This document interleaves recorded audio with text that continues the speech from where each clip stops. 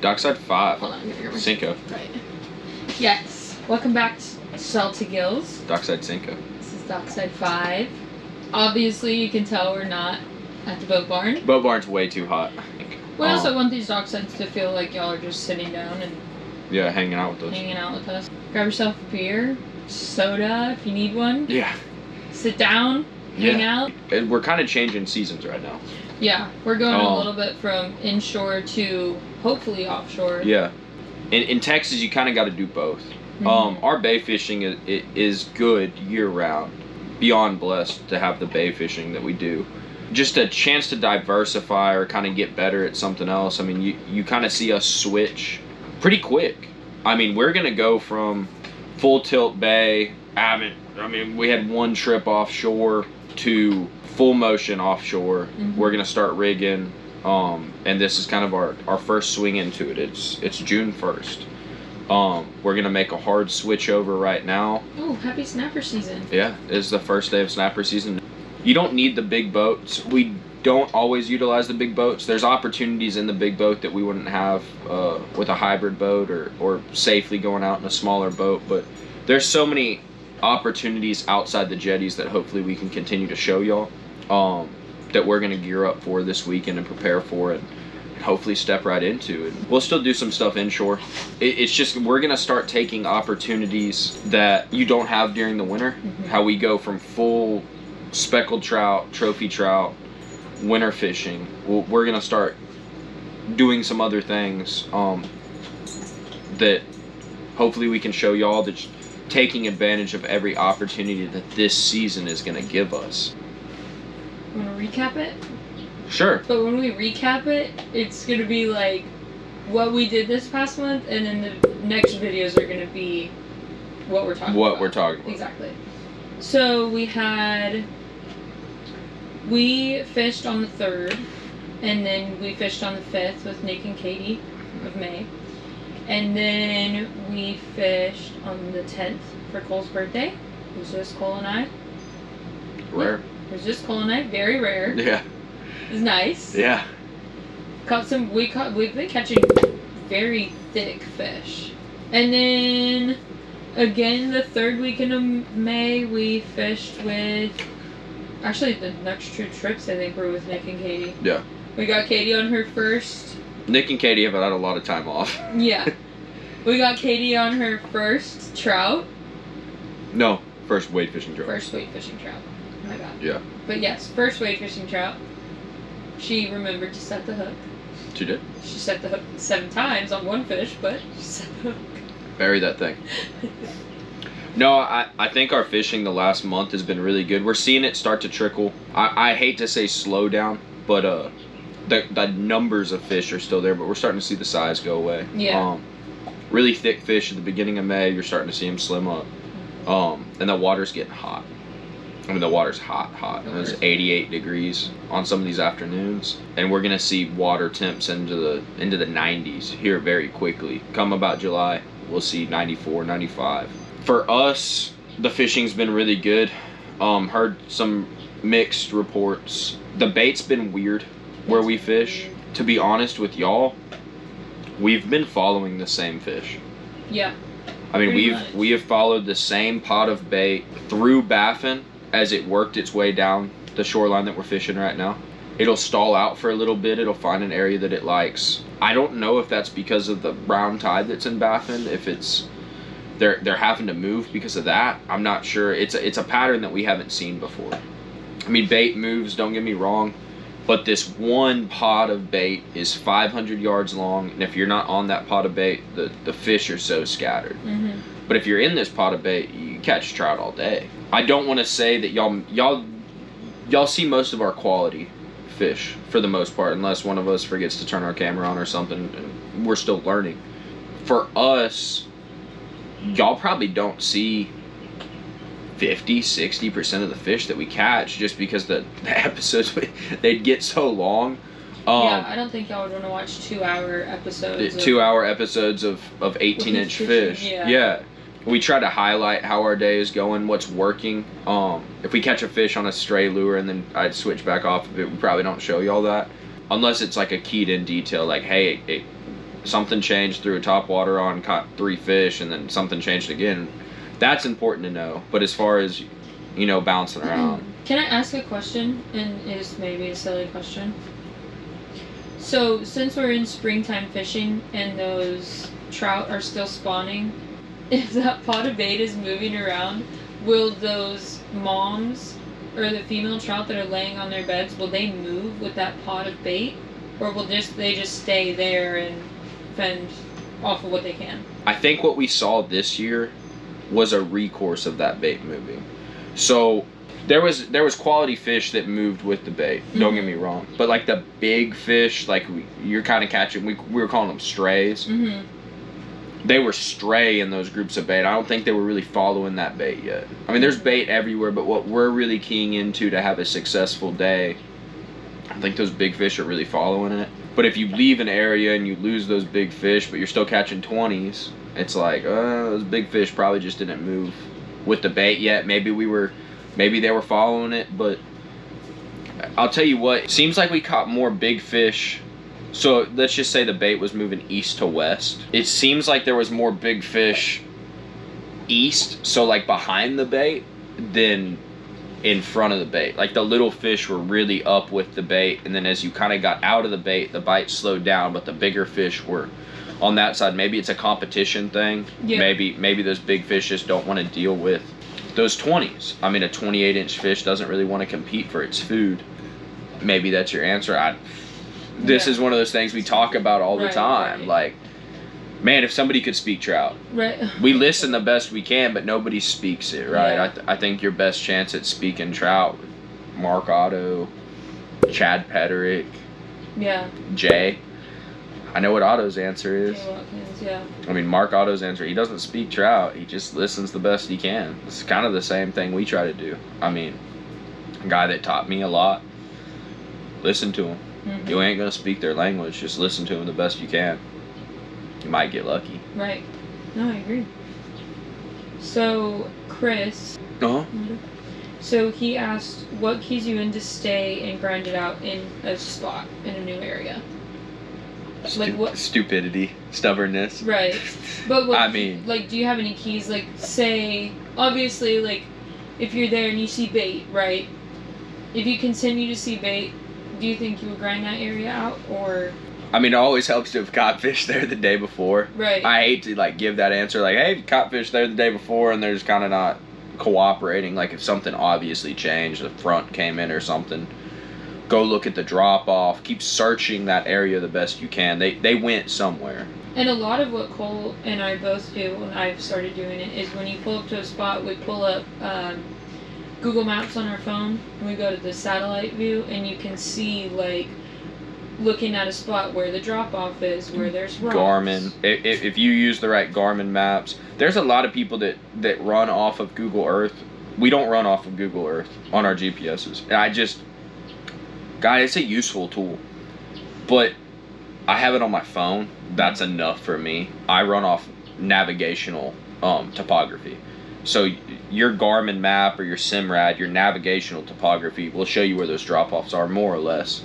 If we show up to a spot and we're catching fish and then it stops, if you want to move and try to go find fish, it's worked for us before. I'm a proponent of kind of figuring out what they want. If you know they're there and they really are that good in that area, then you want to stay. And what that means to me is it's a lot easier when I see scared bait or there was fish feeding before, and then it slows down for me to grind it out. If I show up to a spot that was hot the day before and it's not hot anymore, I'm doing two things. I'm trying to figure out if they still are where they're at and they just want a different presentation, a different lure, there's something that changed, or if nothing really changed, I'm trying to see if they moved. Like, my go-to if they're on a flat is, did they go to the drop-off? If they're on the drop-off, did they come up to the flat?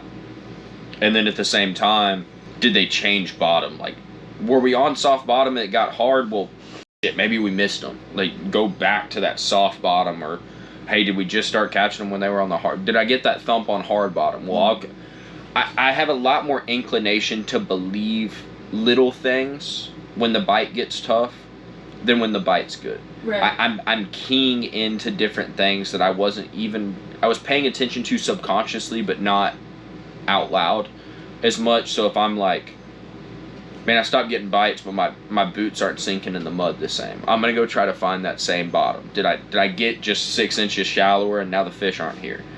What we saw was when the tides came up, we would pull up to the same depth that we had been at the day before, and the fish hadn't moved yet.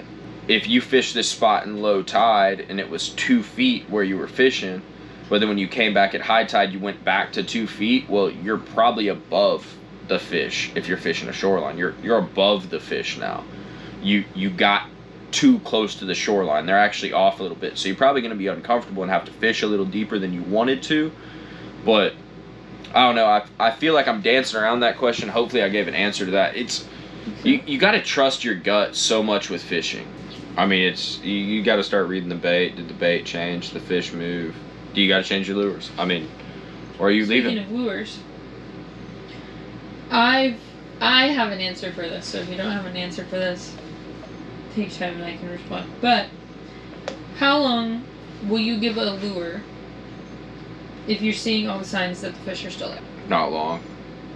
I give it 5 casts. If I don't catch a fish in 5 casts or a bump or a nothing, I give it 5 casts. 1, 2, 3, 4, 5. Yeah, that's not enough for me. Not enough time? Yeah, I'm keying into what everyone else is doing too, because we never really throw the same lures. No, that's true. So if you're throwing white and I'm throwing pink and we just get out of the boat and you start catching fish on white and I'm not getting hit on pink, yeah, I'm gonna change. Right. But if the fish just kind of slow down, I'm probably gonna stay on what I'm on for a little bit, and then I'm usually feeling for something that changed. Like I'm feeling for a bump, a false hit. Yeah, that's what I'm saying. Yeah, I'm not. I mean, I change lures a lot. Don't get me wrong, but I'm not 5 casts. I think I'm 5. So let's see. If everybody else is catching fish, right, and I've moved out I'm in the same area, right, and let's say I'm using a purple and you're using a red, black, whatever color, right, and I switch to that, 5 casts on one color, no hits, no false hits, no nothing, then I'll change. Yeah, that's just. I'm not even really looking to change color. Yeah. Like I might, if I'm throwing something and like, let's say it was cloudy and the sun came out, I'm gonna change color. But if I'm changing lures, like I'm going from a down south to a soft dine, yeah, or I'm going from a down south to a top, like I'm not trying to change colors a whole bunch. Right. I'm probably gonna change colors once, and I'm gonna change the style of my lure. And really, to change colors, I'm looking for like something environmentally changed. Fish don't change that fast. Now, if the sun comes out, like, yeah, I'm gonna change my color. Or if sun goes away, I'm gonna change my color. Right. But if something's not working and our conditions are the same, I'm more than likely changing the whole lure. When we were wade fishing, I think it was on your birthday, I want to say. One of the days that we were fishing for your birthday. You said you saw a bunch of pinfish and perch when you were up shallower. So you switched to a soft dine. Yeah, there was a lot going on there, though. So we had gone from a south wind to a north wind that day. So the wind completely changed directions. There was a line of clouds that went over us, like not a cold front, but like. It got hot. Yeah, it got hot, and the colder air pushed out when the wind switched to the north, and it got hot, and then this line of clouds goes over us, and the bite slowed down, and that's when I switched to a soft dine. Was there any reason?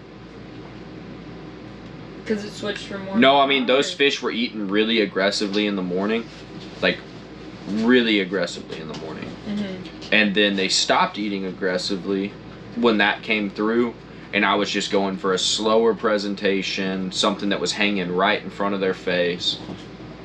And then at the same time, I had seen that smaller bait And when those fish were feeding in the morning, when they were happy, they were eating everything. And then I keyed into that bait once the bite got tough. Like the small things really start, the small bait, you know, whatever. It really started to matter, but the small techniques, the things that we as fishermen sometimes miss, can change your day that quick. And for me, I'd seen the small bait in the area, but they were still eating the fast moving down south. So once that bite slowed down, I just went back to that, what I'd seen that morning. Like, hey, let's throw this smaller lure. Let's throw this slower presentation lure. You don't necessarily have to work a soft dine slower, but that day I switched. That bite had slowed down. They were eating fast that morning. Hey, we're going to go bang, bang, pause. Bang, bang, pause. And little bangs. Bang, bang. Right. And leave it right in front of their face. Make them eat. And I started getting hits, but I wasn't even really hooking them, a lot of them in the mouth. Right. I was just hooking them on top of the head because they were just coming in so hard and hitting that lure. They were swiping at it. And it was just paying attention to the little things that day that made the difference within our day. I mean, they were eating every soft dine you threw towards the end of that day. But, I mean, they went hard. Did you see that? Yeah. They went hard from a down south to a soft dine. I mean, it was a drastic switch. Yeah. What was working that morning didn't work later in the morning. Right. Period. Just pay attention to your little things. Pay attention to your bait that's around you. Not only is there scared bait, not only are fish chasing that, but what type of bait are they chasing? If they're chasing little pinfish, yeah, your best bet's going to be to go to that soft dine. Right. You probably could have caught fish on soft dines that morning, no problem. Right. They were hitting everything. But when the bite got tough, that's when it mattered. That's when we made the switch. Yep. What colors have you been throwing? I think we said we've been throwing a lot of darker colors. Yeah, we're fishing. We're fishing a lot of stained water. I mean, it's not. I'm not gonna call it. It ain't Galveston for you. Those of y'all that fish in Galveston, it ain't Galveston brown, but it's stained. I mean, it's not pure chocolate milk. Right. But it's. So what do the fish see when you're using a darker lure in dark water? They can see it. It just looks like a bait fish. Yeah, I mean in. TTL, Texas Trout Lures. In 2009, they had a guy on their pro staff. It's the most simple video. We'll find it and link it. It's the most simple explanation of lure selection. And I think it's what everyone goes to and everyone gets complicated. TTL released a video and this guy's standing there and he's got a bucket of water and he has clean water, dirty water, or whatever. He's standing in a marsh. And he goes through two things. He goes, first of all, how he works his lures. And this has always stuck with me, and it made so much sense. He doesn't ever let his rod tip get above a certain point. And that's so he can set the hook. And that's the same way that we work lures to this day. The same way I teach everyone. He puts it into words well. He doesn't let his rod get past the point of retrieve, I think is how he says it. Then he goes into lure selection. He's like, hey, if it's a bright, clear, sunny day, and the water's clear, fish can see that clear lure, and he shows it in the water. Then he gets this dirty water and stirs up the mud in the bottom of it, whatever he does, and a little clear bin, I think is what he uses. And he dirties this water up and he drags clear lure through, and you can't see it. It's see-through. It has flake in it. You need the sun, you need the water clarity to see this lure. Right. And then he drags I think at the time they offered like a fully brown with a chartreuse tail. And he drags that one through. And you can more or less see it. And it's just that same concept. When that water starts to get stained, you got to throw something. The fish, they have great senses. And they have a lateral line, and they have all these ways to see the vibration without seeing it. But you still want them to see it. And the dirtier the water, typically the darker we go. Or I mean, if it's a bright sunny day with dirty water, you go to a pink, like not a shiny pink, but like a flat pink, or a chartreuse, or a white glows in dirty water with clear skies. If it's cloudy with dirty water, then we're throwing black because there's nothing to light off that light color. A lot of the lures we've been using right now too, they throw off a lot of vibration. So like most of the lures we've been using for the past couple of weeks have been those Texas maids. They have a great vibration. Giant paddle tails on the back of them. Now that, and I'll go both ways with that. In a perfectly flat, calm day with good water, they'll scare a fish off. When fish are having to key into a more natural instinct of finding vibration, when the water's dirty and the skies are cloudy, a great vibration works great. Same way you'd upsize a topwater versus downsize a topwater, right? They make a great paddle tail.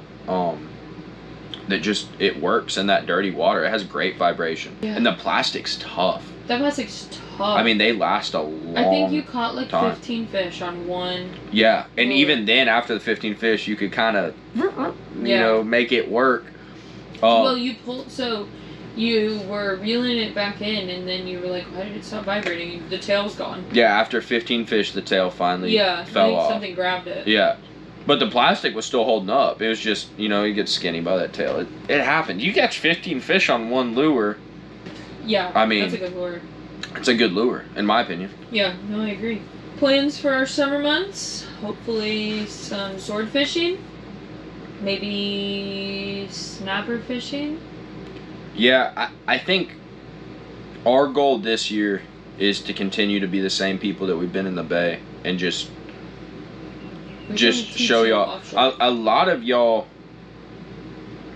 really love the Bay just as much as I do, and I've met with a lot of y'all. Y'all have rolled up to us at gas stations, at the ski canals, right? We've met a lot of y'all, and for the most part,